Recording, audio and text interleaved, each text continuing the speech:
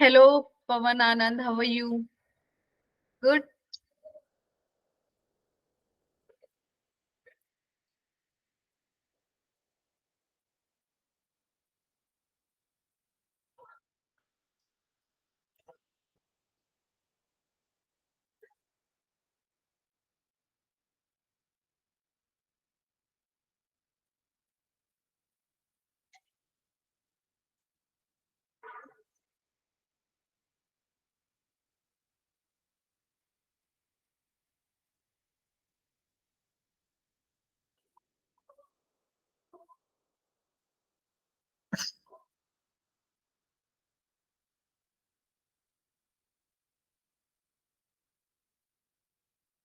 Pawan Anand is from which JNV?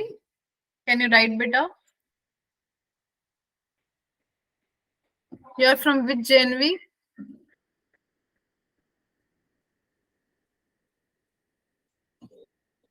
अभी time है. Gandhinagar. Gandhinagar. In which state it comes? I literally don't know. That's why I'm asking. Please don't mind. कौन से state में आता है Gandhinagar? Gujarat. Okay. Great. तो हाँ बेटा, आपका रिवीजन सीजन शुरू हो गया है ना? तो रिवीजन में शायद आपके विनय सर ने कंप्लीट किया है cell the unit of life. Biomolecules आज से स्टार्ट होगा. हमको दिया है एक्चुअली एक दिन का एक चैप्टर खत्म करो. ओके. ऐसे बिल्कुल नहीं हो सकता क्योंकि कुछ चैप्टर्स 11th में ऐसे हैं जिनको ज्यादा क्लैरिफिकेशन देना जरूरी है. जैसे बेटा, अभी आज हम लोग बायोमोलिक्यूल्स करेंगे. बायोमोलिक्यूल्स के लिए मुझे 2 दिन चाहिए. ठीक है. तो 2 दिन बायोमोलिक्यूल्स होगा. फिर उसके बाद हम करेंगे cell cycle and cell division. वो एक दिन में मैं खत्म कर दूंगी क्योंकि मायोसिस एंड माइटोसिस एक दिन में हो जाएगा. कोई मुश्किल नहीं है. फिर हम स्टार्ट करेंगे प्लांट फिजियोलॉजी. तो प्लांट फिजियोलॉजी के लिए बेटा मैं सच बताती हूँ, फोटोसिंथेसिस ना एक दिन में करना नामुमकिन है. क्यों? क्योंकि इसमें हमको बहुत सारी चीजें बतानी होती हैं, एक्सपेरिमेंट्स भी बताना होता है. फिर आपको बताना है फिर ओके नॉन साइक्लिक फॉस्फोरिलेशन कितने चीजें हैं, C4 साइकिल, कितने चीजें हैं बेटा. 2 दिन ज्यादा अगर मैं जल्दी से जल्दी भी पढ़ाऊं आपको तो भी फोटोसिंथेसिस के लिए 2 दिन चाहिए. रेस्पिरेशन के लिए 2 दिन. ठीक है. एंड ट्रांसपोर्ट इन प्लांट्स तो हटा दिया है सिलेबस से. मिनरल न्यूट्रिशन नहीं है सिलेबस में. और क्या बचा? Plant growth and regulator. हाँ, ये एक दिन में हो जाएगा. प्लांट ग्रोथ रेगुलेटर में यूजुअली ज्यादा इतना पूछता नहीं है. सिर्फ हॉर्मोन्स का आता है. जो प्लांट ग्रोथ रेगुलेटर्स है ना, उस पार्ट से पूछता है. तो जैसे आप ऑक्सिन ऑक्सिन के फंक्शंस, देन गिबरलिन, इथाइलिन कहाँ पे यूज होता है, नेचुरल ऑक्सिन कौन सा है, आर्टिफिशियल कौन सा है. ओके. तो वो चीजें पूछता है. फिर हम लोग आएंगे एनिमल फिजियोलॉजी में. एनिमल फिजियोलॉजी के लिए भी एक चैप्टर के लिए 2 दिन पकड़ के चलते हैं. तो आपका अभी जो प्री बोर्ड स्टार्ट हो रहा है ना जनवरी में, कब से शुरू होगा? From when it is going to start? जनवरी में भी एक एग्जाम होता है ना 12th का, 11th जनवरी से. हाँ. तो 11th जनवरी तक एनिमल फिजियोलॉजी आधा खत्म हो जाएगा. लगभग आधा खत्म हो जाएगा. हाँ. अगर मैंने किया तो, क्योंकि विनय सर थोड़ा यू नो उनका जो टीचिंग स्टाइल डिफरेंट है, मेरा डिफरेंट है. मैं थोड़ा जल्दी पिकअप करती हूँ चैप्टर्स को. तो देखते हैं. ओके. ऑल राइट, 1 मिनट है. Let's see who else joins and then will start the class. ठीक है.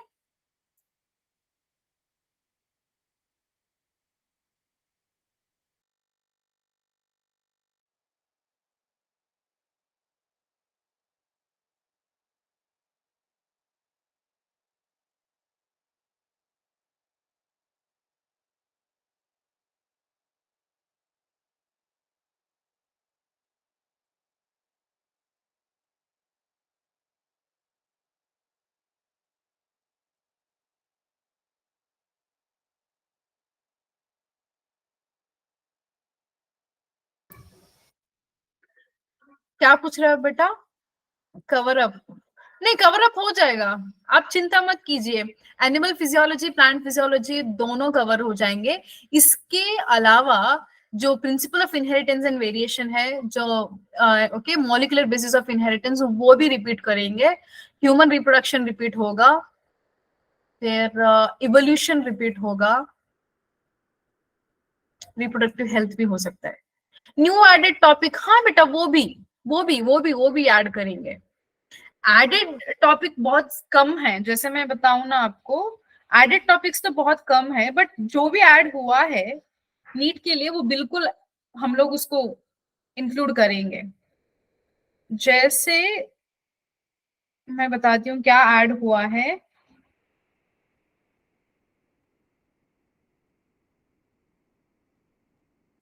बायोडाइवर्सिटी एंड कंजर्वेशन में बेटा सेक्रेड ग्रूव्स ऐड हुआ है। मॉर्फोलॉजी ऑफ फ्लावरिंग प्लांट्स में मालवेसी, क्रूसिफरे, लेग्यूमिनोसे, कॉम्पोजिट एंड ग्रामिने। बेटा मैं सच बताऊं, ये मेरा सबसे फेवरेट पार्ट है, मॉर्फोलॉजी ऑफ फ्लावरिंग प्लांट्स। बिल्कुल पढ़ाएंगे, बिल्कुल, दिस विल बी डन। शायद इसके लिए कंबाइंड क्लास ही हो सकता है, बट ये जरूर ओके होगा, होगा बिल्कुल होगा। This was what you are asking right, added families. आपके बुक में मालवेसी नहीं है शायद, मालवेसी नहीं है, मालवेसी ऐड हुआ है। देखते हैं, ये पांचों के पांच भी हम करेंगे। All right, okay will start the class then. Zoology में क्या ऐड हुआ है? जुआलॉजी में फ्रॉग ऐड हुआ है। स्ट्रक्चरल ऑर्गेनाइजेशन इन एनिमल्स में होगा, वो भी होगा। ओके चलो, so for those students who are seeing me for the first time, my name is Ghazala Firdaus and I'm one of the biology faculty in Avanti Fellows. Okay, चलो बेटा हम लोग बायोमोलिक्यूल्स के रिवीजन करने वाले हैं। Today we will be seeing half of the chapter of biomolecules, आधा chapter देखेंगे, उसके साथ साथ हम क्वेश्चंस करेंगे ताकि आपके कॉन्सेप्ट्स क्लियर हो, आपके कॉन्सेप्ट बहुत ज्यादा क्लियर हो। एंड बीच बीच में मैंने प्रीवियस ईयर क्वेश्चंस भी ऐड किए हैं ताकि आपको फॉलो अप हो सके प्रीवियस ईयर क्वेश्चंस का भी। ठीक है, सो दिस इज फर्स्ट क्वेश्चन, मतलब एक बहुत बेसिक क्वेश्चन है, ये आपको देखना है। So what is this first question? Building block of protein is, बेटा you have to be very active in the chat box. अब मुझे बताते जाओ बिल्डिंग ब्लॉक ऑफ प्रोटीन क्या है। वेरी गुड, ये चीज तो सबको पता है, everyone knows this, right?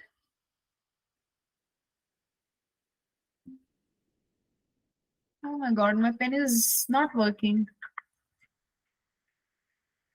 Okay हटाओ पेन को, ऐसे ही कर लेते हैं। ओके, तो building block of protein is who? Two people have answered amino acid. ठीक है बेटा, तो amino acid is a monomer, amino acid is a monomer. जब बहुत ज्यादा सारे मोनोमर्स मिलेंगे तो पॉलीमर बनता है, that polymer is a protein. Okay, amino acid amino acid amino acid पूरे मिलके अमीनो एसिड एक चेन ऑफ प्रोटीन बनाता है टू फॉर्म अ पॉलीमर। ठीक है, तो अमीनो एसिड्स के बीच में एक बॉन्ड होती है जिसको हम कहते हैं पेप्टाइड बॉन्ड। ठीक है, तो बिल्डिंग ब्लॉक ऑफ प्रोटीन कौन सा होगा? Amino acids. तो न्यूक्लियोटाइड आपको कहाँ पे देखने को मिलेगा? न्यूक्लियोटाइड आपको देखने को मिलेगा डीएनए में। ओके, सो डीएनए होता है, डीएनए में बेसिक यूनिट जो है, basic monomer unit is a nucleotide. Nucleotide again consist of phosphate, sugar and nitrogen base. Okay, nitrogen base में चार हो सकते हैं, adenine, guanosine, cytosine and thymine. तो उस चारों हो सकते हैं एजीटीसी, तो वो देख लेंगे हम लोग। देन शुगर, ओके, तो शुगर बेटा इट इंडिकेट्स कार्बोहाइड्रेट्स, उसको भी हम लोग पढ़ेंगे। देन फैटी एसिड्स, ये भी हमारे लिपिड्स में आएगा, बट यहाँ पे building block of protein is amino acid. ठीक है, चलो, primary structure of protein is due to presence of, okay, primary structure of protein is due to presence of which bond? कौन से बॉन्ड का यहाँ पे जरूरी है एक प्राइमरी स्ट्रक्चर ऑफ प्रोटीन बनने के लिए? I give you 10 seconds, type करो।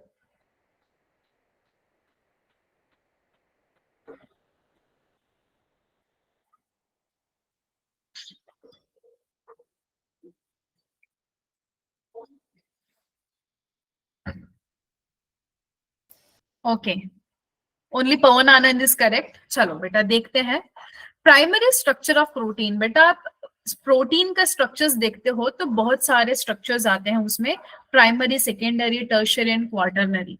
ओके, तो यहाँ पे पूछा गया है प्राइमरी स्ट्रक्चर ऑफ प्रोटीन किस चीज से बना होता है, तो ये बना होता है पेप्टाइड बॉन्ड से। अब यहाँ पे देखो, ओके, जो पेप्टाइड बॉन्ड है ये बनाता है प्रोटीन। अब आप देखोगे ma'am hydrogen bond, hydrogen bond कहाँ आता है? हाइड्रोजन बॉन्ड बेटा आता है डीएनए में। मैम डीएनए में कहाँ आता है? अभी अभी मैंने आपको बताया बेटा, nucleotide is made up of 3 components, phosphate, sugar and nitrogen base. अब ये फॉस्फेट है, ये शुगर है, ये नाइट्रोजन बेस है। तो 2 नाइट्रोजन बेसेस के बीच में, okay, in between the 2 nitrogen bases there is formation of hydrogen bond. If the bond is between A and T, it is double bond. Between G and C होगा तो triple bond. बेटा आपने molecular basis of inheritance में पढ़ा है, ठीक है। तो हाइड्रोजन बॉन्ड आपको कहाँ पे देखने को मिलता है? न्यूक्लिक एसिड्स में। पेप्टाइड बॉन्ड देखने को मिलता है प्रोटीन में। ओके, तो फिर ये आपको कहाँ पे देखने को मिलेगा? डाइसल्फाइड लिंकेजेस, ये आपको देखने को मिलता है एंटीबॉडीज में। ओके, देन ग्लाइकोसाइडिक बॉन्ड्स आपको देखने को मिलता है डीएनए में भी एंड देन कार्बोहाइड्रेट्स में भी। मैंने आपको बताया था, अगर मैंने पढ़ाया है आपको तो बिल्कुल मैंने बताया होगा, डीएनए में आपको याद रखने हैं 3 बॉन्ड्स। कौन कौन से 3 बॉन्ड्स होते हैं बेटा? एक होता है हाइड्रोजन बॉन्ड, दूसरा आपको पढ़ना है एस्टर बॉन्ड जिसको हम कहते हैं okay phosphodiester. Okay, ester bond, phosphodiester bond दूसरा हो गया। देन तीसरा आपको पढ़ना है ग्लाइकोसाइडिक बॉन्ड। जब भी आप डीएनए पढ़ते हो ये 3 बॉन्ड्स आपको याद रखना बहुत ज्यादा जरूरी है, ठीक है। तो ये आप याद रखो, ऑलराइट। तो यहाँ पे प्रोटीन में the primary structure of protein is due to the presence of peptide bonds. अभी अभी मैंने बताया 2 मिनट पहले, है ना। चलो, so what are biomolecules? These are chemical compounds that are found in organisms. बेटा मॉलिक्यूल्स तो आपको पता है ना। आपने एटम से शुरू किया, एलिमेंट में गए, कंपाउंड्स में गए, मॉलिक्यूल्स में गए, ये सारी चीजें आपने केमिस्ट्री में पढ़ ली है, उसके ऊपर पीएचडी भी कर ली है, ठीक है। बट यहाँ पे हम लोग बात कर रहे हैं बायोमोलिक्यूल्स की, मतलब वो मॉलिक्यूल्स जो हमारे लिविंग सिस्टम के अंदर हैं, जो हमारे ऑर्गेनिजम्स के अंदर हैं, उनकी बात हो रही है, उनको हम कहते हैं बायोमोलिक्यूल्स, ठीक है। ये कुछ केमिकल कंपाउंड्स होते हैं जो हमारे बॉडी में प्रेजेंट होते हैं, ठीक है। तो ये ऑर्गेनिक भी हो सकते हैं और इनऑर्गेनिक भी हो सकते हैं। मैम ऑर्गेनिक में क्या आएगा? बेटा ऑर्गेनिक में आते हैं आपकी कार्बोहाइड्रेट्स, प्रोटीन्स, ये सारे ऑर्गेनिक हैं। मैम इनऑर्गेनिक में क्या आता है? जैसे मिनरल्स बेटा, ओके, मिनरल्स आते हैं। जैसे समझ लो हमारे बॉडी में होता है आयरन, हमारे बॉडी में होता है कैल्शियम, मैग्नीशियम, फॉस्फोरस, ये सारी चीजें हमारे बॉडी में होते हैं, मतलब बहुत माइन्यूट अमाउंट में होते हैं, वेरी लिटिल अमाउंट में, बट होते हैं। तो हमारे बॉडी में दोनों कंपोनेंट्स होते हैं, ऑर्गेनिक भी और इनऑर्गेनिक भी। ऑर्गेनिक ज्यादा अमाउंट में होते हैं, ठीक है। चलो लेट्स मूव अहेड। तो आपके सिलेबस में दिया गया है how to analyse the composition, chemical composition of a tissue. तो एक टिश्यू का केमिकल कॉम्पोजिशन कैसे हम लोग पता लगाएंगे वो देखना है, ओके। तो हम क्या करेंगे बेटा, एक टिश्यू लेंगे, कोई भी टिश्यू, आप एनिमल टिश्यू भी ले सकते हो, आप प्लांट टिश्यू भी ले सकते हो। हमने क्या किया, मैंने प्लांट टिश्यू ले लिया, समझ लो एक कैरेट का टुकड़ा ले लिया, मैंने कैरेट ले लिया या फिर कोई भी हरी सब्जी ले ली। तो अब आप इसको क्या करोगे, आप इसको ग्राइंड करोगे इन अ मोर्टर एंड पेसल। जो यहाँ पे आपको उजले रंग में दिख रहा है ना, जिसको हम कहते हैं इमाम दस्ता, मतलब इमाम दस्ता is usually used in north India, I guess south India में किसी को नहीं मालूम इमाम दस्ता क्या है, बट मोर्टर एंड पेसल जिसमें हम लोग ग्राइंड करते हैं सब्सटेंस को, ठीक है। तो उसमें आपने अपना टिश्यू डाल दिया, अपना मतलब वेजिटेबल टिश्यू जो आपने लिया है वो। ऐसा नहीं करना कि हाथ का टिश्यू काट लिया और डाल दिया उसमें, नहीं नहीं भाई, खुद का बलिदान मत करो, दोस्त का करो। ओके, तो वेजिटेबल का एक पीस ले लिया आपने, वो आपने मोटर एंड पेसल में डाला, ग्राइंड किया। उसके बाद आपने एक एसिड डाला, that is trichloroacetic acid. Trichloroacetic acid डालने के बाद आपने क्या बना लिया, उसका एक थिक स्लरी बना दिया। स्लरी मतलब क्या, उसमें जो भी जूसेस निकलते हैं ना, आपने ग्राइंड किया एसिड डाल के, बहुत ज्यादा ग्राइंड करने के बाद जो भी जूसेस मिला है उसको हमने कह लिया स्लरी। ठीक है, तो अब आप क्या करोगे, अब जैसा आप छानते हो ना, आपने चाय बना ली, चाय बनाने के बाद आप छानते हो चाय, यू विल सीव द टी। तो आप क्या करोगे, आप एक नीचे बर्तन रखोगे जिसमें चाय गिरेगा, ऊपर आप छन्नी रखते हो, सीव, सीव। ओके, तो सीव रखा, उसके ऊपर से आपने चाय को छाना। तो अब क्या होगा, जो चाय की पत्ती है वो छन्नी में रह जाएगी, जो चाय है वो नीचे बर्तन में आके गिरेगी, है ना। जो नीचे बर्तन में आके जो गिरता है ना, उसको हम कहते हैं acid soluble pool. Okay, acid soluble pool कहाँ है, बर्तन में है, दैट इज लिटरली हमारी चाय। जो पत्ती है, जो चाय की पत्ती है, मतलब जो चीजें सॉल्युबल नहीं हुए उसको हम कहते हैं acid insoluble pool fraction. Insoluble fraction भी कह सकते हैं, एसिड इंसॉल्युबल पूल भी कह सकते हैं। Okay, that is retentate. Okay, तो सीव में जो बचा है वो रिटेंटेट है, जो फिल्ट्रेट होके आया है that is acid soluble pool. तो अब ये जो मैंने चाय का बताया, या आप इसमें भी देख लो, वही देख लो। ओके, एक चीज क्लॉथ में हमने रखा, उसको स्ट्रेन किया, उसको छाना, तो छानने के बाद जो भी सॉल्युबल नहीं हुआ, ओके, सॉल्युबल नहीं हुआ उसको हमने बोल दिया एसिड इंसॉल्युबल। जो सॉल्युबल होके नीचे आया, फिल्टर होके आया, उसको हमने कह दिया acid soluble pool. I hope it is very clear. आपको ऐसे याद नहीं रहता तो याद रखो बेटा, चाय, चाय इज फिल्ट्रेट, पीने वाली चीज, सॉल्युबल पूल। ओके, चाय पत्ती एसिड इंसॉल्युबल फ्रैक्शन, रिटेंटेट। ओके, अब आपको एक चीज याद रखनी है, क्या याद रखनी है, जो फिल्ट्रेट है, जो फिल्ट्रेट है बेटा, इट कंटेन्स बायोमाइक्रो मॉलिक्यूल्स। अब आप मुझसे पूछोगे मैम माइक्रो मॉलिक्यूल्स क्यों, क्योंकि इनमें जो मॉलिक्यूलर वेट होता है वो लेस देन 800 होता है।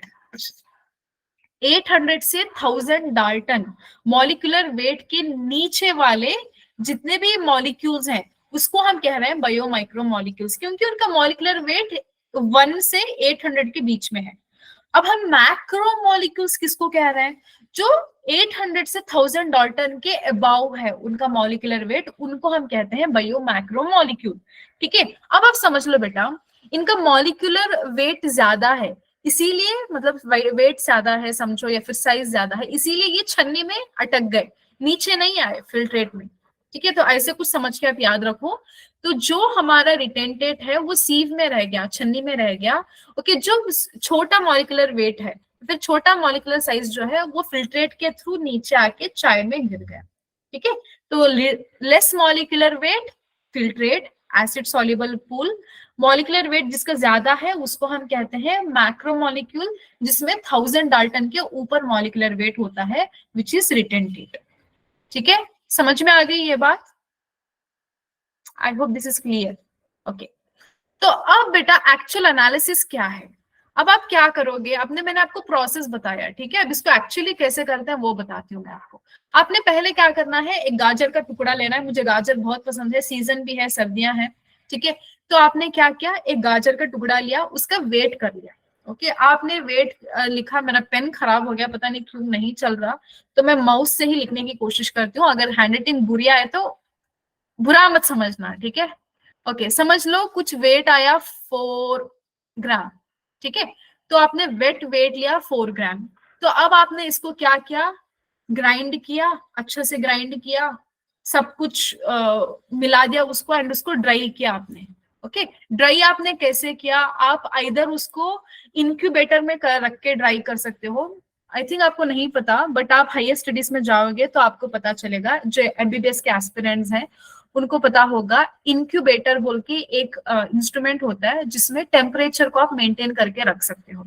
यूजुअली माइक्रोबायोलॉजी के ग्रोथ के लिए, माइक्रोबायोलॉजी स्टडी के लिए इंक्यूबेटर का बहुत ज्यादा जरूरी होता है, क्योंकि कंटैमिनेशन फ्री जोन के अंदर आप क्या करते हो, एक पर्टिकुलर टेम्परेचर देते हो कोई ऑर्गेनिज्म को ग्रो करने के लिए, चाहे वो बैक्टीरिया हो या फंगई हो। आप उस इंक्यूबेटर में भी रख के इसको एवापोरेट कर सकते हो, या फिर आप सनलाइट के नीचे रख सकते हो, या कोई भी मेथड से आप एवापोरेशन करते हो। तो अब क्या होगा, सारा जो वाटर कंटेंट है, जो भी मॉइस्चर है, वो ड्राई आउट हो गया। अब ड्राई हो जाने के बाद आपने फिर वे किया, तो समझ लो अब कुछ कितना वेट आया, अब समझ लो आ गया 1.5 ग्राम। पहले 4 ग्राम था, अब ज्यादा वाटर कंटेंट निकल गया, तो सिर्फ 1.5 ग्राम रह गया। अब आपको क्या करना है, जो भी ड्राई चीजें बची हैं उसमें से, मतलब गाजर के अंदर जो भी वाटर कंटेंट था एवापोरेट हो गया, जो भी ड्राई है वो बच गया है। अब आप इसको बर्न करोगे, बर्न करने के बाद ऑल कार्बन कंपाउंड्स क्या करेंगे, गैसियस फॉर्म में बदल जाएंगे, जल जाएगा। ठीक है, जो भी ड्राई है वो जल जाएगा, जल के ऐश में कन्वर्ट हो जाएगा। ओके, ऐश, विभूति। ओके, तो ऐश जो है उसको आप मेजर करोगे कि इसमें हाँ भाई क्या क्या चीजें हैं, तो इसमें आपको देखने को मिलेगा there are so many inorganic elements. Okay, inorganic elements क्या क्या हैं, जिससे मैंने अभी भी बताया ना, कैल्शियम है, मैग्नीशियम है, सोडियम है, पोटेशियम है, and then organic compounds. Element क्या है, एक एलिमेंट सिंगल होता है उसको हम एलिमेंट कहते हैं। कंपाउंड क्या, दो से ज्यादा कोई मिलके है, मतलब एक से ज्यादा, दो की फैमिली। अब जैसे समझ लो यहाँ पे सोडियम क्लोराइड, सोडियम भी है क्लोराइड भी है, तो उसको हम कहते हैं कंपाउंड। मतलब इतनी केमिस्ट्री तो मुझे नहीं आती, बस बेसिक चीज समझ आती है तो वो समझा रही हूँ। ठीक है, तो इस ऐश से आपको क्या पता चला कि हमारे अंदर कितना इनऑर्गेनिक मटेरियल है। ठीक है, तो ये चीजें आपको समझ में आ गई। तो इसके एक कैसे किया आपने, analysis of chemical composition in tissue. Okay, so by this you have understood what all the components are present. ये आपके सिलेबस में है, इतना पढ़ लो तो काफी है। ठीक है, नाउ ये जो चार्ट दिया है आपकी एनसीईआरटी ने, इसको थोड़ा सा आप कंसंट्रेट करके पढ़ो, क्योंकि बेटा let me tell you something, जो नीट के पेपर बनाने वाले होते हैं ना लोग, वो बहुत चालाक होते हैं। वो क्या करते हैं, पहले डायग्राम्स कुछ पिक करते हैं। ओके, पहले डायग्राम्स को पिक करते हैं, उसमें से क्वेश्चंस बना लेते हैं। समझ लो कुछ 10 क्वेश्चंस खाली डायग्राम से आ गए, सिर्फ डायग्राम से। अब वो क्या करेंगे, ऐसे चार्ट्स को उठाएंगे। ओके, ऐसे टैबुलर कॉलम्स को उठाएंगे, उसमें से कुछ 5 क्वेश्चन डाल दिए, तो समझ लो 15 क्वेश्चंस इसी में आ गए। तो इसीलिए मैं कहती हूँ स्पेशली बायोलॉजी में, चाहे वो बोटानिकल पार्ट हो या जुओलॉजिकल पार्ट हो, डायग्राम्स एंड चार्ट्स को कंप्लीट तरीके से पढ़ के जाना, समझ के जाना, रट के जाना। ठीक है, तो दिस इज चार्ट, थोड़ा देख लेना। तो अब बेटा हम यहाँ पे देखते हैं, तो molecular weight of bio micromolecule. Okay, मैंने बताया ना, micromolecule it represents with acid soluble pool. Micromolecule मतलब acid soluble pool which ranges from 18 to 800 Dalton. ठीक है, तो माइक्रोमोलिक्यूल में मैम कौन कौन आता है, माइक्रोमोलिक्यूल में अमीनो एसिड आते हैं, ठीक है, शुगर्स आते हैं, नाइट्रोजन बेसेस आते हैं। ये लिपिड्स का तो बेचारा ना उधर के ना इधर के हैं, ये तो लिपिड वाले तो, बट आपकी एनसीईआरटी ने इसको जहां पे डाला है हमने वहां पे भी डालना है इसको, बट मैंने यहाँ पे आपको बता रही हूँ लिपिड्स जो है ना, इसका कुछ पंगा है, वो मैं आगे जाके आपको बताती हूँ। अभी लिपिड्स को हटाओ, आप amino acid, sugar and nitrogen bases को देखो, ये कौन है, ये माइक्रोमोलिक्यूल्स हैं। ओके, अब माइक्रोमोलिक्यूल्स में आपने एक चीज नोटिस की बेटा, amino acid monomer, sugar monomer, nitrogen base monomer. अब यही आप मैक्रोमोलिक्यूल में देखोगे ना, तो आपको क्या दिखेगा, अमीनो एसिड की जगह प्रोटीन, शुगर की जगह आपको दिखेगा पॉलीसैकेराइड, ओलिगोसैकेराइड्स, नाइट्रोजन बेस की जगह आपको दिखेगा nucleic acid like DNA and RNA. तो यही होता है बेटा डिफरेंस। ठीक है, यहाँ पे माइक्रोमोलिक्यूल्स में आप मोनोमर यूनिट्स देखते हो, बायो मैक्रोमोलिक्यूल्स में जिसमें मॉलिक्यूलर वेट 1000 डाल्टन के ऊपर है, जिसको हम रिटेंटेट कहते हैं, एसिड इनसॉल्युबल पूल कहते हैं, उसमें आप क्या देखते हो, जो भी मॉलिक्यूल्स होते हैं वो पॉलीमर्स होते हैं। ओके, जो आपने माइक्रोमोलिक्यूल्स में मोनोमर देखा उनके ही पॉलीमर्स होते हैं बेटा। ठीक है, चलो, तो यहाँ पे क्वेश्चन है, बहुत सिंपल क्वेश्चन है, the tissue used for preliminary separation of biomolecule in living tissue is, तो कौन सा एसिड हमने यूज किया in the separation of living tissue. Very good, सिर्फ पवन आनंद को ही समझ में आ रहा है जो मैं पढ़ा रही हूँ, किसी और को नहीं समझ में आ रहा। आई थिंक यहाँ पे शिलोंग और हैदराबाद के भी बच्चे हैं बेटा। हम लोग, मैं पूना रीजन के लिए पढ़ाती हूँ, तो हिंदी में कम्युनिकेशन होता है हमारा। ठीक है, तो आपको शायद मुश्किल होगा इंग्लिश से सीधा हिंदी में थोड़ा कन्वर्ट हो जाना लैंग्वेज में, बट कुछ भी आपको डाउट है तो आप पूछ सकते हो। ठीक है, तो trichloroacetic acid is the acid which was used in the preliminary separation of biomolecule. ठीक है, चलो, तो यहाँ पे देखो बेटा, आप सोल्यूशन देखो, सोल्यूशन को एक बार मैं पढ़ती हूँ तो आपको क्लियर हो जाएगा। Okay, the living tissue is grinded using mortar and पिसल। मैंने बहुत बताया ना आपको, मोर्टर एंड पिसल। The living tissue is mixed with trichloroacetic acid while grinding. The solution obtained is filtered and separated into two fractions, acid soluble and acid insoluble pool. Acid soluble pool contains molecule who has molecular weight between 8 to 800 daltons. We call them micromolecules. Whereas molecules in acid insoluble pool consist of molecules with a molecular weight above 800 to 1000 daltons. With the exception of lipid, they are called as macromolecules. Lipid की अलग कहानी है, अभी मैं वो आपको बताऊंगी। ठीक है, यहां तक तो क्लियर है ना? चलो, तो अब यहाँ पे देख लो, सेम चीज यहाँ पे भी लिखी है बेटा, micromolecules molecular weight. Okay, biomolecules having molecular weight greater than 1000 daltons are macromolecules. ठीक है, मैक्रोमोलिक्यूल्स पढ़ रहे हैं अब हम लोग, जिसमें मॉलिक्यूलर वेट 1000 डाल्टन के ऊपर है। मैंने आपको बताया ना, देखो वहां पे अमीनो एसिड था, यहाँ पे प्रोटीन, वहां पे शुगर्स था, यहाँ पे पॉलीसैकेराइड, वहां पे नाइट्रोजन बेसेस थे, यहाँ पे न्यूक्लिक एसिड। मैंने बताया ना आपको, तो यहाँ पे मॉलिक्यूलर वेट बढ़ जाता है एंड पॉलीमर आ जाता है। ठीक है, चलो, तो यहाँ पे लास्ट लाइन आप देखो, acid insoluble fraction includes macromolecules from cytoplasm and organelles. Okay, चलो, तो अभी मैं आपको बता रही थी ना, लिपिड की कुछ अलग ही कहानी है। वो क्या कहानी है हम यहाँ पे देखेंगे। Lipid is not strictly a macromolecule. Okay, क्यों हम इसको मैक्रोमोलिक्यूल नहीं कह सकते स्ट्रिक्टली? क्यों? क्योंकि इसका मॉलिक्यूलर वेट 800 डाल्टन से ऊपर नहीं है, मतलब 800 डाल्टन के नीचे है मॉलिक्यूलर वेट लिपिड का। ओके, बट क्या हुआ, जैसे आपने कुछ सेल्स को आपने ग्राइंड किया, उसको मतलब आपने मतलब अच्छे से पीस लिया उसको, तो तब क्या हुआ, हर सेल में बेटा सेल मेम्ब्रेन होता है। Cell membrane is made up of lipid bilayer. आपको पता है लिपिड बाइलेयर का बना होता है। तो अब ये जो लिपिड बाइलेयर है, जब आपने उसको ग्राइंड कर लिया तो ये छोटे छोटे छोटे पीसेस में ब्रोक डाउन हो गए। तो अब ये ब्रोकन डाउन जो सेल मेम्ब्रेन है, अब आपने इसको क्या किया था, सीव किया था, है ना, जैसे चाय छाननी में आपने छाना तो सीव किया। तो अब क्या हो गया, जो जो लिपिड के मॉलिक्यूल्स थे वो राउंड राउंड शक्ल में ऐसे बन गए, वेसिकल्स की शक्ल में बन गए। जैसे वो मेम्ब्रेन थे, अभी उसने ब्रोक डाउन करके ऐसे वेसिकल्स बन गए छोटे छोटे। ठीक है, तो they are formed in the form of vesicles. लेकिन ये जो वेसिकल्स हैं ये इनसॉल्युबल है बेटा, डेफिनेटली बेटा, लिपिड और वाटर का कभी भी मिलन नहीं हुआ है, याद रखो। ठीक है, वाटर और लिपिड हमेशा एक दूसरे से नफरत करते हैं। तो अब आपने जितना भी उसको ग्राइंड कर लिया, जितना भी मिक्सी में पीस लिया, पता नहीं क्या क्या उसके साथ किया, तो भी ये क्या करेगा, छोटा छोटा ब्रोक डाउन होगा, वेसिकल की शेप में आ जाएगा, लेकिन एसिड सॉल्युबल पूल में नहीं जाएगा, एसिड इनसॉल्युबल पूल में ही रहेगा। लेकिन इसका मॉलिक्यूलर वेट 800 डाल्टन से नीचे है। तो इसको आप स्ट्रिक्टली मैक्रोमोलिक्यूल भी नहीं कह सकते, माइक्रोमोलिक्यूल भी नहीं कह सकते, लेकिन इसको मैक्रोमोलिक्यूल की ही कैटेगरी में रखते हैं।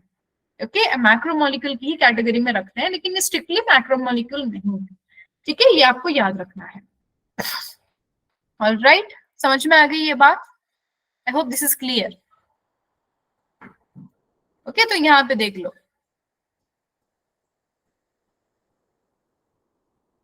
when a tissue is grinded, cell membranes are broken and form water insoluble vesicles. They cannot be filtered along the acid soluble fraction. मतलब जो चाय में ये छन के नहीं आएगी, चाय में नहीं मिलेगी आपको, चाय पत्ती में जो कंपोनेंट्स थे ना रिटेंटेड, वहीं पे मिलेगा। क्यों? क्योंकि ये सॉल्युबल नहीं होता वाटर में। All right, another table to remember, ये भी थोड़ा देख लो आप। Now coming to amino acids. Okay, so water amino acids, तो यहाँ पे देख लो बेटा, these are compounds formed of an amino group and an acid group.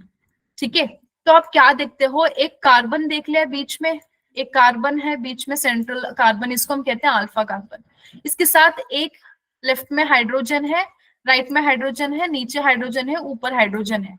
अब ये जो आप स्ट्रक्चर देख रहे हो ना, CH4, इसको हम कहते हैं बेटा मीथेन। आपको पता है, मुझे जितनी केमिस्ट्री मुझे पता है उतने से ज्यादा तो आपको पता है ना? तो हमारा जो अमीनो एसिड है बेटा, इसको हम कहते हैं सब्स्टिट्यूटेड मीथेन। क्यों? क्योंकि मीथेन के जैसा दिखने वाला ये मॉलिक्यूल है, मतलब ये एक स्ट्रक्चर है अमीनो एसिड। तो मैम क्या डिफरेंस है मैम मीथेन को और अमीनो एसिड को? बेटा दोनों में बीच में अल्फा कार्बन होता है दोनों के पास, ठीक है। तो जो यहाँ पे मैंने 1 लिखा है मीथेन में, वहां पे आप अमीनो ग्रुप डाल दो NH2, ठीक है। जहां पे मैंने 2 लिखा है मीथेन में, वहां पे आपने कार्बोक्सिलिक एसिड डाल दिया COOH। ओके, दोनों के पास भी R ग्रुप है। ओके, मतलब कोई भी आप एक फंक्शनल साइड चेन लगा दिया, कोई भी एक आपने वेरिएबल लगा दिया, तो उसके लिए R लिख लिया, और ऊपर हाइड्रोजन दोनों में सेम है, ठीक है। तो इसीलिए अमीनो एसिड को हम कहते हैं सब्स्टिट्यूटेड मीथेन्स, इसको याद रखो, ठीक है। तो अमीनो एसिड में क्या है? अमाइनो ग्रुप है and then carboxylic acid group है, और इसके बीच में जो सेंट्रल कार्बन है उसको हम कहते हैं अल्फा कार्बन, ठीक है। चलो, तो अब आप अगर अमीनो एसिड्स देखते हो तो आपके एनसीईआरटी में 3 डायग्राम्स दिए हैं अमीनो एसिड्स के। पहला ग्लाइसिन, दूसरा अलेनाइन एंड तीसरा सेरिन। आपको क्वेश्चन पूछ सकते हैं which is the simplest amino acid, तो आपको लिखना है बेटा glycine. Glycine is the simplest amino acid. क्यों? क्यों? क्योंकि एक H में COOH है, एक में NH2 है, दूसरा जहां पे R था, R में सिर्फ H है। मतलब H से ज्यादा सिंपल क्या मिलेगा भाई तुम्हारे को? तुम बताओ मुझे, कुछ नहीं मिलेगा, है ना। तो R की प्लेस में H लगा दिया, तो ये सिंपलेस्ट अमीनो एसिड है। अब आप मुझे पूछो मैम हम और क्या लगा सकते हैं R की प्लेस में? CH3 लगाओगे तो अलेनाइन बन जाएगा, ठीक है। तो यहाँ पे CH2OH लगाओगे तो सेरिन बन जाएगा। तो ऐसे करके अमीनो एसिड्स की कॉम्प्लेक्सिटी बढ़ती जाती है। कई अमीनो एसिड में सल्फर ग्रुप्स आपको मिलेंगे, कई अमीनो एसिड्स में आपको मिलेंगे एरोमेटिक रिंग स्ट्रक्चर्स। तो ऐसे करके बहुत सारे अमीनो एसिड्स हैं। तो टोटली बेटा आपकी एनसीईआरटी के हिसाब से 20 अमीनो एसिड्स हमारे बॉडी में कोड होती हैं, ठीक है। न्यूली डिस्कवर्ड है 2, ठीक है, 2 न्यूली डिस्कवर्ड हैं, तो उनको मिला के 22 हो जाते हैं। बट अभी भी हमारी एनसीईआरटी में 20 ही लिखा होता है, तो 20 आप रिप्रेजेंट करो, ठीक है। जो एक्स्ट्रा 2 है बेटा उनका ज्यादा टेंशन मत लो, ओके। चलो, तो एक्स्ट्रा 2 अगर आपको कौन से हैं नहीं पता तो मैं बता दूं, सेलेनोसिस्टीन एंड पाइरेलो, पाइरेलो, पता नहीं पाइरेलो कुछ था आगे, मैं भूल गई, ओके। 2 हैं, ऑल राइट। तो 20 आप याद रखो बेटा जो कोड होती हैं, ठीक है। चलो हम लोग आगे बढ़ते हैं। हाँ, ये बहुत इंपॉर्टेंट है। इसमें क्या लिखा है देखो, amino acids are building blocks of proteins, there are over 500 amino acids found in nature. हाँ भाई, तुम याद रखो नेचर में 500 मिलते हैं, बट हमारी बॉडी में यहाँ पे देखो, however the human genetic code only directly codes 20, सिर्फ 20 को कोड करते हैं, जिनको आप क्या कहते हो, essential amino acids must be obtain from diet, where non essential acids can be synthesised in body. आपने क्या करना होता है, एसेंशियल अमीनो एसिड्स को आपके खाने में लेना होता है। जब खाने में नहीं ले सकते, उसको हमारी बॉडी खुद सिंथेसाइज करती है, उन अमीनो एसिड्स को हम कहते हैं नॉन एसेंशियल अमीनो एसिड्स। अब देख लो बेटा, हमारे जो 20 अमीनो एसिड्स हैं उनमें क्या क्या है, किन्हीं में आर जो है वो एलिफैटिक है, आर एरोमेटिक है, ठीक है, किसी में सल्फर है, ओके। तो ऐसे करके आप देख सकते हो, सारे यहाँ पे मैंने लिख के रखे हैं, ठीक है। चलो, alright, let's move ahead. So 20 types of amino acids are used in for protein synthesis. मैंने अभी भी आपको बताया। तो अमीनो एसिड्स में बेटा 3 कैटेगरी आपको याद रखने हैं, 3 types of amino acids. The first is acidic, दूसरा बेसिक, तीसरा न्यूट्रल। मैम आप मुझे पूछोगे मैम असिडिक अमीनो एसिड क्या होता है? जिसमें COOH बहुत ज्यादा है।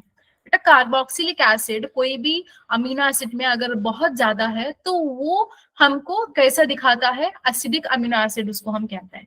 किसी में अगर अमाइन ग्रुप बहुत ज्यादा है तो उसको हम कहते हैं बेसिक अमीनो एसिड। कुछ होते हैं न्यूट्रल अमीनो एसिड जिसमें equal amount of carboxylic acid और अमीन ग्रुप होते हैं, ठीक है। तो ये आपको याद रखना है। और कुछ अमीनो एसिड्स में जैसे मैंने बताया एरोमेटिक स्ट्रक्चर्स भी होते हैं, जैसे टायरोसिन हो गया, फिनाइलएलानाइन एंड ट्रिप्टोफान, ठीक है। चलो, Then, as I have told you, essential amino acids has to be consumed through diet. हमको खाने में खाना है, सॉरी, हमारे डाइट में कंज्यूम करना है, जैसे फ्रूट्स ले लिया, वेजिटेबल्स ले लिया, मीट ले लिया, कुछ भी मतलब आप खाने में खाते हो तो एसेंशियल है। अब नॉन एसेंशियल क्या आप डाइट में नहीं खाते हो अपने, ओके, तो हमारी बॉडी उसको सिंथेसाइज करना पड़ता है, उसको प्रोड्यूस करना पड़ता है, तो वो नॉन एसेंशियल अमीनो एसिड्स हैं। ऑलराइट, सो यहाँ पे क्वेश्चन है, the simplest amino acid is, अभी अभी लिटरली 3-4 मिनट पहले मैंने आपको बताया, simplest amino acid is glycine. Okay, वही मैं पूछ रही हूँ, बाकी सारे लोगों का क्या, हिताश्री, पूजा, तनुश्री, बेटा समझ आ रहा है? You know this is revision, तो इसीलिए थोड़ा फास्ट जा रही हूँ मैं, ठीक है, रिवीजन है तो इसीलिए थोड़ा फास्ट जा रही हूँ। ऑलराइट, चलो अब देखते हैं, वेरी इंपॉर्टेंट चीज में हम आ रहे हैं, दैट इज विटारायन।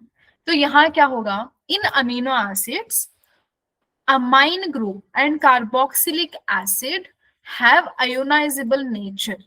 ओके, तो क्या होता है, देखो बेटा, ये कुछ अमीनो एसिड्स हैं हमारे पास जिनको आप डिफरेंट पीएच में डालोगे ना, ये तो डिफरेंट टाइप का आपको रिएक्शन शो करेंगे।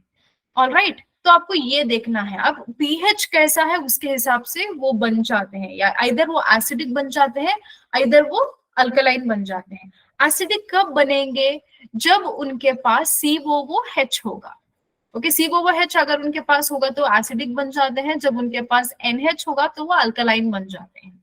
ठीक है, तो लेकिन एक ऐसा स्टेट आता है, एक आयोनाइजिंग स्टेट आता है जहां पे आपको पॉजिटिव एंड नेगेटिव दोनों ही चीजें आपको देखने को मिलते हैं, मतलब पॉजिटिव आयन भी देखने को मिलेगा, नेगेटिव आयन भी देखने को मिलेगा।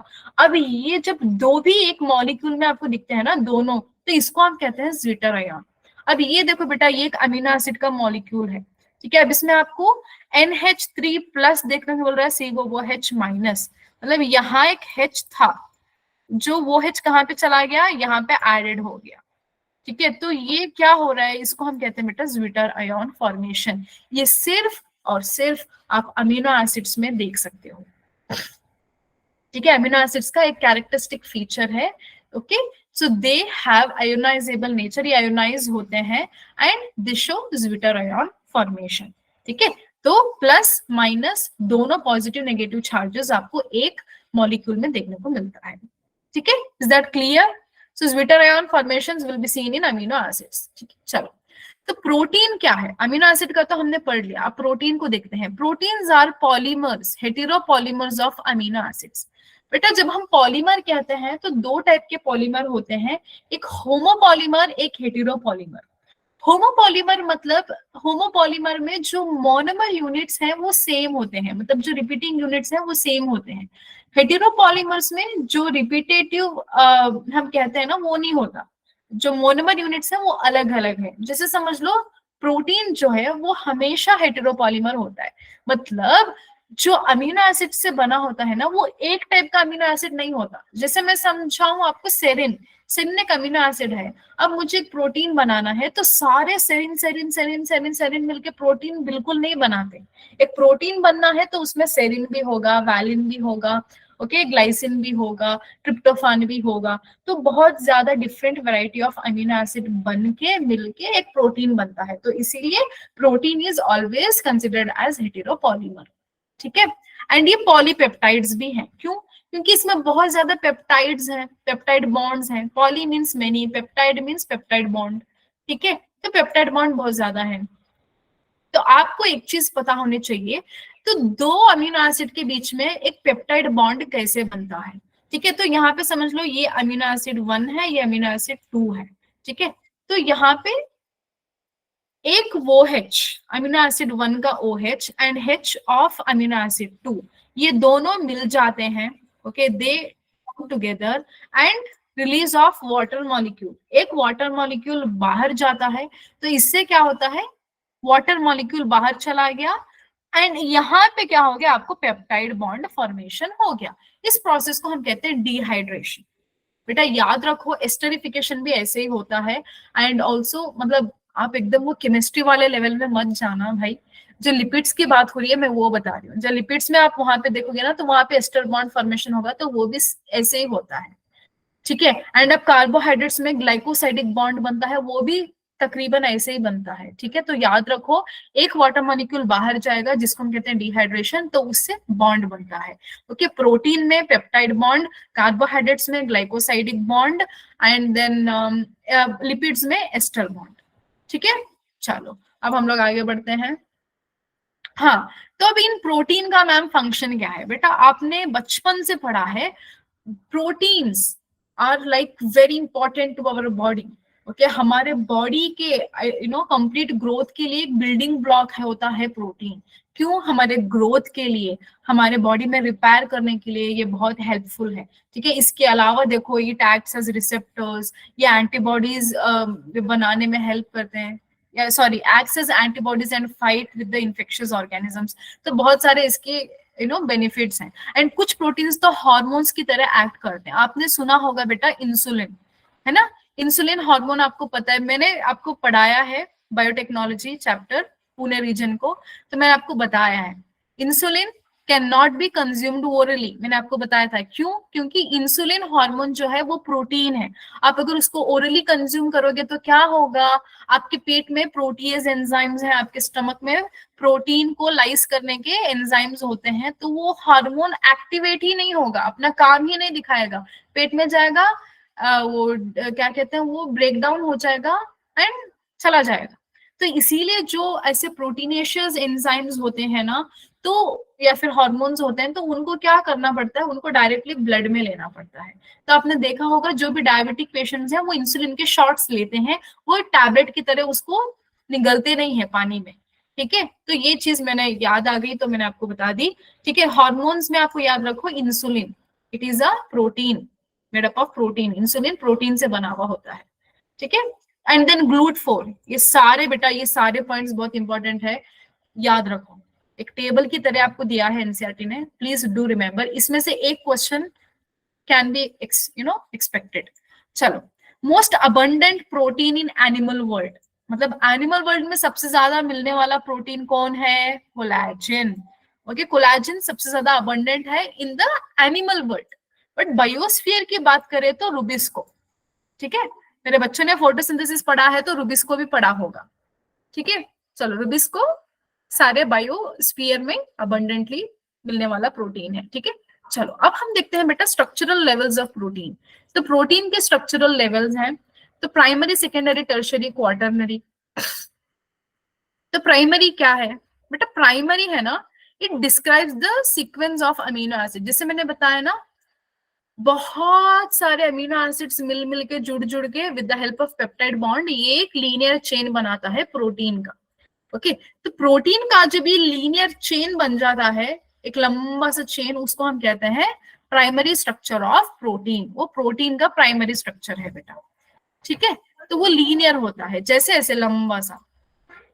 ओके, अब देखो अब इसमें क्या होता है, इस प्रोटीन में बेटा लेफ्ट एंड में कुछ होता है, राइट एंड में कुछ होता है।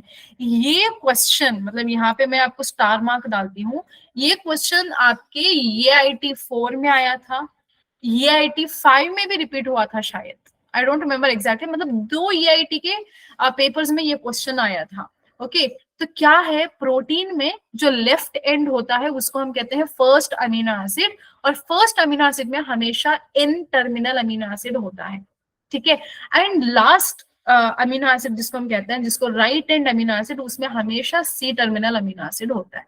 तो ये जो लेफ्ट वाला है तो फर्स्ट है, वहां पे आपको N टर्मिनल मिलता है, जो राइट वाला है वहां पे आपको हमेशा C टर्मिनल मिलता है। ये याद रखो, ये बहुत बार EIT में पूछा है और प्रीवियस ईयर क्वेश्चंस में भी ये क्वेश्चन आया है, ठीक है।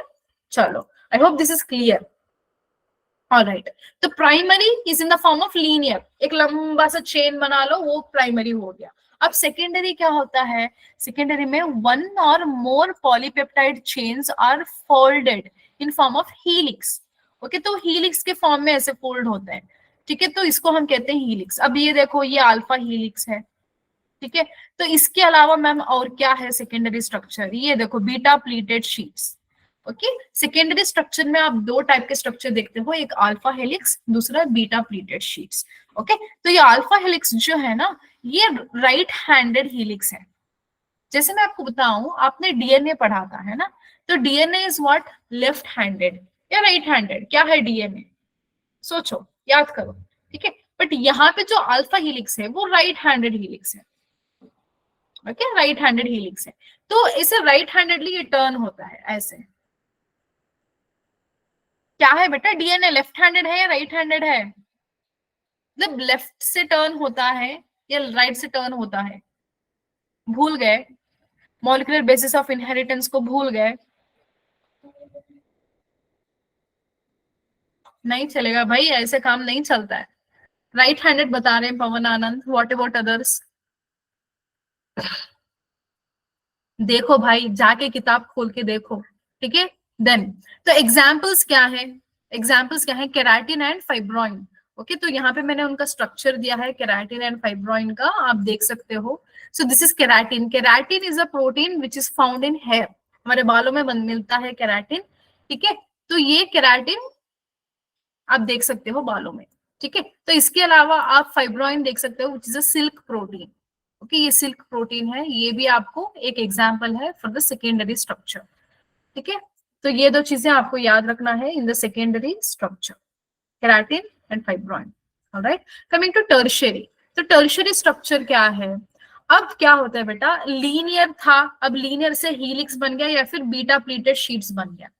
अब ये हीलिक्स और बीटा प्लीटेड शीट्स दोनों बनके एक बॉल ऑफ वूल बना रहे हैं। वूल, वूल समझ में आता है ना, ठंडी में पहनते हैं वुलन, वुलन स्वेटर, ऐसा वूल। तो एक वुलन बॉल बनाता है, आपने देखा होगा, आपकी दादी होंगी या आपकी नानी होंगी, वूल बॉल रखती हैं एंड स्वेटर बुनती रहती हैं है ना, वो वूल, तो it looks like a wool ball. तो यहाँ पे देख लो, अब ये टर्शियरी स्ट्रक्चर है। अब आप क्या याद रखना है आपको, वेरी इंपॉर्टेंट थिंग, आप जितने भी एंजाइम्स पढ़ते हो ना, जैसे मैं बताऊं आपको, आपने ग्लाइकोलिसिस पढ़ा है ना बेटा, रेस्पिरेशन में आपने ग्लाइकोलिसिस पढ़ा, partial oxidation of glucose, glucose pyruvate में बनता है। तो वहां पे कितने एंजाइम्स पढ़े तुम लोगों ने, क्रेब्स साइकिल में कितने एंजाइम्स पढ़े, तो वो सारे एंजाइम्स प्रोटीन है बेटा। आपको एक रूल याद रखो, all enzymes are proteins but all proteins are not enzymes. तो वो सारे एंजाइम्स जो भी हमको step by step action respiration process के लिए हेल्प कर रहे थे, वो सारे कौन से स्ट्रक्चरल लेवल के होंगे, वो सारे टर्शियरी के होंगे, या फिर टर्शियरी से स्टार्ट होते हैं, कुछ क्वार्टरनरी भी हो सकते हैं लेकिन टर्शियरी ज्यादा होते हैं।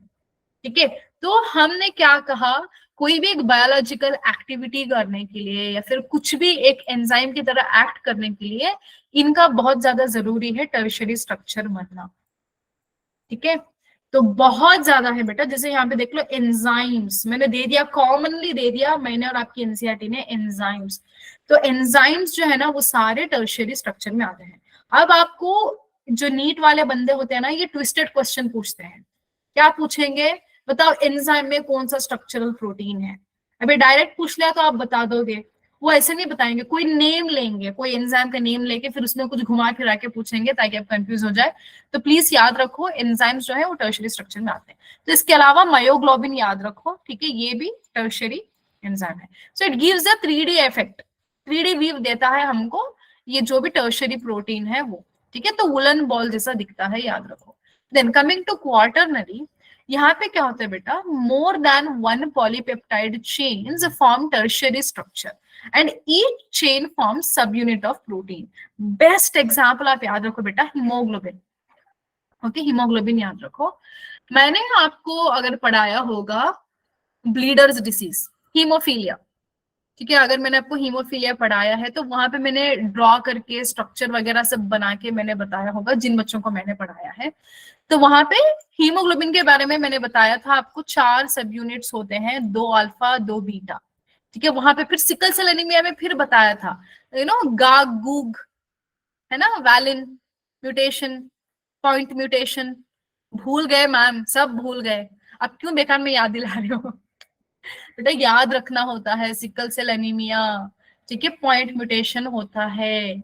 ओके, गा गू को याद रखना होता है। ठीक है, चलो।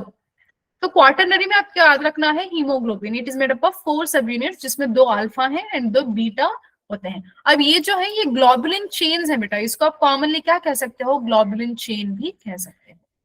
ठीक है, तो ये एट अ ग्लांस मतलब रिवीजन कराने के लिए ये प्राइमरी है जिसमें लीनियर चेन, ये सेकेंडरी है, ये टर्शरी एंड देन ये क्वार्टरनरी। ठीक है, ओह माय गॉड क्या हो रहा है, एक मिनट। अब क्वेश्चन देखो एंड देन आंसर करो। ओके,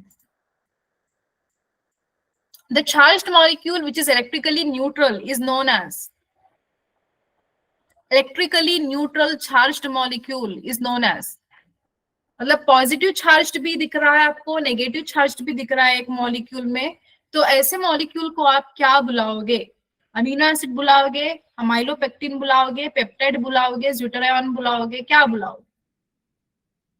चार्ज्ड मॉलिक्यूल है, न्यूट्रल है। वेरी गुड हितश्री, बेटा इसको हम कहते हैं ज्विटर आयन, ज्विटर आयन कहते हैं इसको। It is a charged molecule which is neutral, मतलब both positive and negative charge आपको देखने को मिलता है वो मॉलिक्यूल में। तो अमाइलोपेक्टिन कहाँ पे आता है बेटा, amylopectin is a part of starch, starch है ना, स्टार्च इज अ पॉलीसैकेराइड, तो starch is made up of amylopectin and दूसरा कुछ कंपोनेंट है उससे बना होता है। ठीक है, तो अब यहाँ पे देख लो, amylopectin is a component of starch, amylose, amylose amylopectin दोनों से बन के स्टार्च बनता है। तो पेप्टाइड क्या है, पेप्टाइड बॉन्ड है which is seen in proteins. ठीक है, तो यहाँ पे मैंने आपको जो बताया वही लिखा हुआ है, is a neutral molecule with positive and negative electrical charge. ठीक है, तो दोनों होते हैं तो उसको हम कहते हैं बेटा zwitter ion. Okay, if all the peptide bonds of, ये प्रीवियस ईयर क्वेश्चन है, पता नहीं कौन से ईयर का है बट प्रीवियस ईयर क्वेश्चन है। If all the peptide bonds of a protein are broken down, then what would remain? अगर मैंने सारे पेप्टाइड बॉन्ड्स हटा दिए प्रोटीन के तो क्या मिलेगा? मेरे हाथ में क्या बचेगा? सारे पेप्टाइड बॉन्ड्स मैंने हटा दिया कोई प्रोटीन से तो डेफिनेटली, है ना, क्या बचेगा? अमीनो एसिड ही तो बचेगा, protein is made up of amino acid, है ना। देखो कितना इजी क्वेश्चन, मैंने फर्स्ट क्वेश्चन आपको पूछा, फर्स्ट क्वेश्चन यही पूछा था। अब ये प्रीवियस ईयर क्वेश्चन में घुमा फिरा के इसने पूछ लिया कि हाँ भाई मैंने पेप्टाइड बॉन्ड हटा दिए तो क्या बचा, अमीनो एसिड बचा और कुछ नहीं बचा। ठीक है, चलो तो हम लोग लिपिड को देखते हैं। लिपिड इज वाटर इनसॉल्युबल, सबको पता है। लिपिड में कार्बन हाइड्रोजन ऑक्सीजन होते हैं, ठीक है, but you know number of oxygen is less. तो लिपिड्स में बेटा आप टाइप्स याद रखो, simple lipids, compound lipids and derived lipids. ठीक है, तो सिंपल लिपिड्स के बारे में देखते हैं हम लोग यहाँ पे। तो ये जो लिपिड है ये किन चीजों से बना होता है? Fatty acid and alcohol. Fatty acid और अल्कोहल को जब आप मिलाते हो तो आपको एक लिपिड मिलता है। हम अल्कोहल मतलब कौन? एग्जाम्पल के लिए ग्लिसरॉल ले लो। ओके, आपकी एनसीईआरटी ने भी अल्कोहल के लिए एग्जाम्पल ग्लिसरॉल ही लिया है, मैं भी वही लूंगी, आपके नीट में भी वही आएगा। ठीक है, ऑलराइट, डन। अब आप मुझे ये मत पूछो मैम अल्कोहल है तो मैं एथेनॉल भी लेके देखूं, बेटा इतना क्यों दिमाग लगाना? इसके इससे अच्छा है तुम कोई मैथमेटिक्स का प्रॉब्लम सॉल्व कर लो, फिजिक्स का कोई यू नो कुछ थ्योरम है तो वो सॉल्व कर लो, क्योंकि नहीं पूछेगा ना नीट वाला। तो नीट वाला जो पूछेगा वही मैं पढ़ाऊंगी, क्योंकि मुझे पता है भाई इतने सालों से करवा रहे हैं, तो इसीलिए इतने हेवीली दिमाग को इस्तेमाल मत करो, ग्लिसरॉल को ही आप याद रखो। ठीक है, तो फैट एसिड होगा, अल्कोहल हो, अल्कोहल के प्लेस में ग्लिसरॉल। ठीक है, तो अब क्या होगा? अब आपको पता होना चाहिए मैम फैटी एसिड क्या है। बेटा फैटी एसिड एक स्ट्रक्चर है जिसमें कार्बोक्सिलिक एसिड होता है। ओके, कार्बोक्सिलिक एसिड होता है with the R chain. Okay, R group. अब ये आर ग्रुप में क्या होगा? आर ग्रुप में हाइड्रोकार्बन चेन होगा। मैम हाइड्रोकार्बन चेन क्या है? बेटा मुझे इतनी केमिस्ट्री तो नहीं आती, लेकिन सिंपल भाषा में बताती हूँ। उसमें हाइड्रोजन एंड कार्बन होगा, बहुत ज्यादा हाइड्रोजन एंड कार्बन होगा, उसको हम कहते हैं हाइड्रोकार्बन चेन। ठीक है, तो यहाँ पे एक एग्जाम्पल ले लो, तुम यहाँ पे एक एग्जाम्पल ले लो, आपकी एनसीईआरटी ने भी एग्जाम्पल दिया है। Palmitic acid has 16 carbons and arachidonic acid has 20 carbons. अब ये देखो तुम, पाल्मिटिक एसिड यहाँ पे COOH है, बाकी सारे हाइड्रोकार्बन चेन्स हैं। ओके, इसको आप अलग तरीके से भी लिख सकते हो। कैसे? COOH को अलग कर लिया, CH3 को अलग कर लिया, बाकी के तुम काउंट करके लिख लो, चिपका लो, CH2 होल ब्रैकेट लगा के नीचे जितने नंबर हैं उतने लिख लो। ठीक है, ऐसे भी लिख सकते हैं आप, या फिर ऐसे भी लिख सकते हैं, टोटल कितने कार्बन है, टोटल कितने हाइड्रोजन है, टोटल कितना ऑक्सीजन है, वैसे करके भी आप लिख सकते हो। ठीक है, तो याद रखो arachidonic and palmitic acid. Okay, the fat acids are made up of carboxylic acid and hydrocarbon chains. अब देखते हैं यहाँ पे saturated fatty acids and unsaturated fatty acids. तो सैचुरेटेड में क्या होता है बेटा, they have no double bond और triple bond between carbon atom. तो सैचुरेटेड में आपको डबल ट्रिपल बॉन्ड नहीं देखने को मिलेगा। Best example is palmitic acid and stearic acid. Unsaturated में क्या देखने को मिलता है, आपको डबल बॉन्ड देखने को मिल सकता है। Example oleic acid and arachidonic acid. तो यहाँ पे देख लो तुम, डबल बॉन्ड है तो चिपका लो, क्या चिपकाओगे, हाँ मैम अनसैचुरेटेड फैटी एसिड है। ऑलराइट, ये याद रखना है आपको। अब simple lipid, okay, simple lipid को हमको जानना है, तो आपको एक बंदे को जानना जरूरी है, दैट इज ग्लिसरॉल। मैंने बताया ना, अब ग्लिसरॉल ही याद रखो, एथेनॉल लिखूंगा मैं, कुछ और अल्कोहल लिखूंगा मैं, लैक्टिक एसिड लिखूंगा नहीं भाई, इतना टेंशन मत लो, सिर्फ ग्लिसरॉल को याद रखो। तो ग्लिसरॉल का एक अनदर नेम है, that is dihydropropane. Glycerol is also called as dihydroxypropane. तो ये उसका स्ट्रक्चर है, ये उसका स्ट्रक्चर है। ठीक है बेटा, ट्राई मतलब तीन, हाइड्रोक्सी मतलब वो H, ओके, प्रोपेन मतलब ये जो स्ट्रक्चर दिख रहा है वो। ठीक है, याद रखो, इजी से याद रख सकते हो। अब क्या होगा, अब क्या होगा, यहाँ पे आप देखोगे, यहाँ पे आप देखोगे ग्लिसरॉल और फैटी एसिड को जब आप जोड़ोगे या मिलाओगे तो आपको मिलेगा ग्लिसराइड। इन ग्लिसराइड को ही हम कहते हैं बेटा सिंपल लिपिड्स। इन ग्लिसराइड का ही दूसरा नाम है बेटा लिपिड्स। ठीक है, तो अब क्या होगा बेटा, देखो तुम, अगर एक ग्लिसरॉल मॉलिक्यूल के साथ मैंने एक फैटी एसिड मिलाया, ओके, तो समझ लो ये ग्लिसरॉल है, अब इसमें एक फैट एसिड है, तो मैं यहाँ पे क्या करूंगी, इसका वो H और इसका H मिलाऊंगी, H2O को बाहर निकालूंगी, ओके, तो वाटर मॉलिक्यूल को बाहर निकालूंगी, तो मुझे क्या मिलेगा, ये मिलेगा। ठीक है, अगर एक ग्लिसरॉल और दो फैटी एसिड से मैं उसको रिएक्शन करवाऊंगी तो दो वाटर मॉलिक्यूल बाहर निकलेंगे और मुझे डाइग्लिसराइड मिलेगा। अगर मैंने लिया एक glycerol and 3 fatty acids, fatty acid मतलब क्या, RCOOH है ना, मैंने एक ग्लिसरॉल लिया, 3 फैटी एसिड लिए, तो मुझे ट्राइग्लिसराइड मिला। तो ट्राइग्लिसराइड में मैंने यहाँ पे 3 एस्टर बॉन्ड्स बनाए, फैटी एसिड्स है मतलब लिपिड पढ़ रहे हैं तो एस्टर बॉन्ड याद रखो, 3 एस्टर बॉन्ड बनाए, 3 वाटर मॉलिक्यूल बाहर निकले to get the triglyceride. Okay, तो इस ट्राइग्लिसराइड को बेटा हम सिंपल फैट भी कहते हैं। ओके, याद रखो, ये भी चीज याद रखो, ट्राइग्लिसराइड को हम लोग सिंपल फैट भी कहते हैं। ठीक है, एक मतलब एक बेसिक फैट जो होता है वो ट्राइग्लिसराइड से ही शुरू होता है, सिंपल फैट इज ट्राइग्लिसराइड। ठीक है, ऑलराइट, तो ये चीजें आपको याद रखनी है। यहाँ पे क्या हुआ, एस्टर बॉन्ड का फॉर्मेशन हुआ with water molecule released out. ठीक है, तो यहाँ पे देखो, ट्राइग्लिसराइड में क्या क्या होता है, ओके, तो किसके बीच में रिएक्शन होता है, 3 ग्लिसरॉल 1 फैट एसिड, बिल्कुल नहीं, 1 ग्लिसरॉल 3 फैट एसिड, हाँ, नो नो नो, बी, है ना, बहुत इजी क्वेश्चन था, बहुत ही इजी क्वेश्चन था। देखो यहाँ पे ग्लिसरॉल 3 फैटी एसिड और यहाँ पे सारे ये बॉन्ड फॉर्मेशन बन गया। Okay, so this bond is ester bond. तो कमिंग टू कंपाउंड लिपिड, बेटा हो गया, सिर्फ 2 मिनट दे दो, लिपिड को खत्म करूंगी, कल हम लोग कंटिन्यू करेंगे।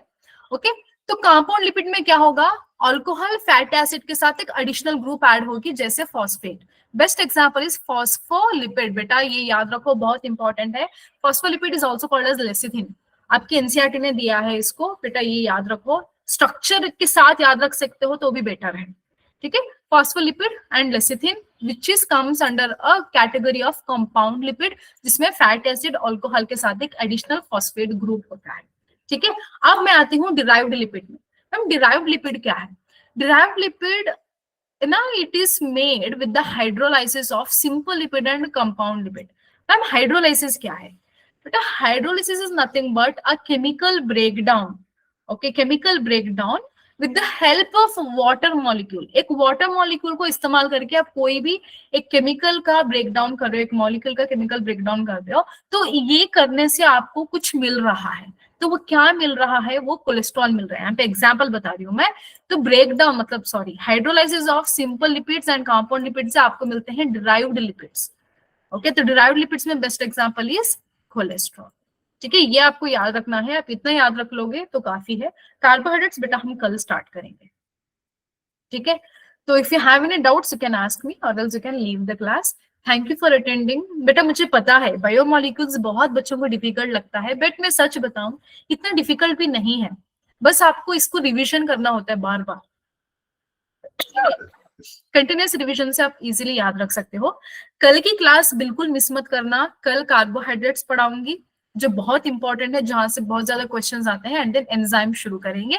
एक्टिवेटेड एनर्जी क्या होती है, ग्राफ कैसे करना है, सारी चीजें मैं बताऊंगी कल एंजाइम्स के बारे में। Okay, stay tuned, come tomorrow, bye bye.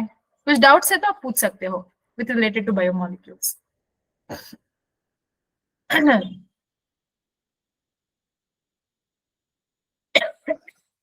Anything?